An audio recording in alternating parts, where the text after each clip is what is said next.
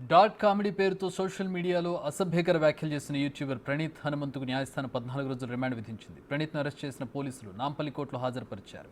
విచారణ జరిపిన న్యాయస్థానం 14 రోజుల రిమాండ్ విధించింది. నిందితుడిపై పలు సెక్షన్ల కింద పోలీసులు కేసులు నమోదు చేశారు. 67B IT act, POCSO act, BNS 79, 294 sections కింద కేసులు పెట్టారు. హనుమంతుతో పాటు మరో ముగ్గురు నిందితులపై కేసులు నమోదయ్యాయి. A1గా ప్రణీత్ హనుమంతు, A2గా డెల్లాస్ నాగేశ్వరరావు, A3గా బుర్రా యువరాజ్, A4గా సాయి ఆదినారాయణ పేర్లను ఎఫ్ఐఆర్లో చేర్చారు.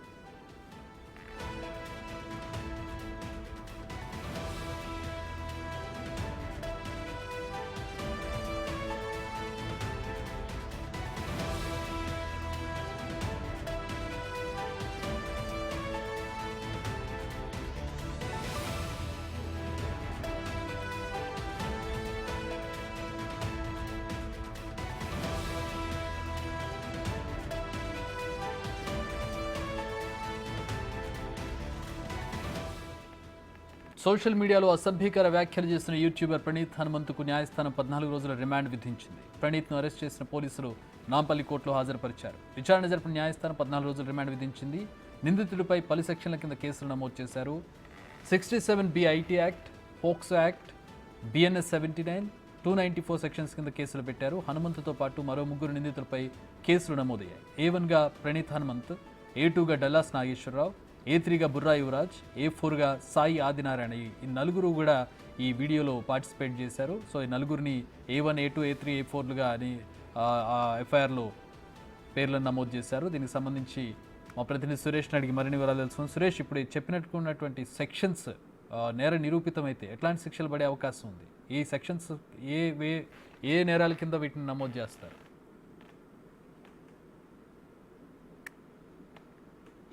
ఇప్పుడు వీళ్ళు నిందితుల పైన నమోదు చేసిన సెక్షన్లన్నీ కూడా నాన్ బెయిలబుల్ సెక్షన్స్. వీరు ఖచ్చితంగా దాదాపు బెయిల్ రావడానికే 2-3 నెలలు టైం పట్టే అవకాశం ఉంటుంది.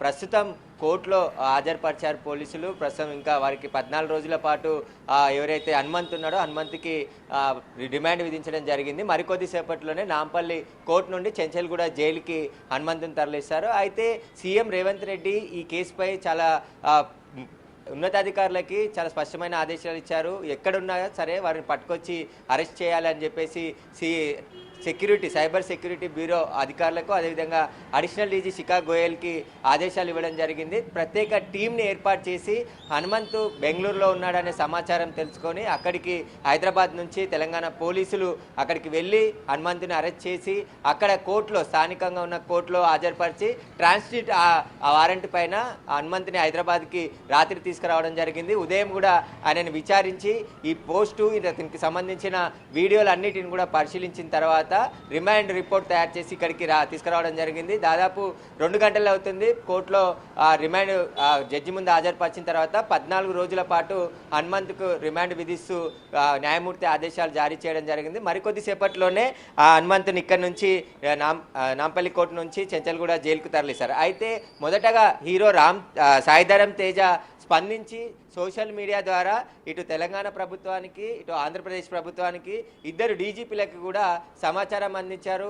యూట్యూబ్లో ఒక తండ్రి కూతురికి సంబంధించిన వీడియో పైన వీళ్ళు నలుగురు అసభ్యకరమైన పదజాలంతో మాట్లాడుతూ ఆ వీడియోని యూట్యూబ్లో పోస్ట్ చేశారని చెప్పేసి కూడా సోషల్ మీడియా వేదికగానే కంప్లైంట్ చేశారు. తర్వాత సీఎం రేవంత్ రెడ్డి దృష్టికి కూడా ఈ విషయం వెళ్లడంతో వెంటనే ప్రత్యేక టీంని ఏర్పాటు చేసి వీళ్ళు నలుగురిని కూడా కేసు నమోదు చేసి అరెస్ట్ చేయాలని చెప్పేసి ఆదేశాలు ఇవ్వడంతో హనుమంతుని అరెస్ట్ చేశారు. మరో ముగ్గురు ఇంకా పరారీలో ఉన్నారు. వారి కోసం కూడా పోలీసులు గాలిస్తున్నారు. వారిని కూడా త్వరలోనే అరెస్ట్ చేసి రిమాండ్కి తరలిస్తామని చెప్పేసి కూడా చెప్తున్నారు.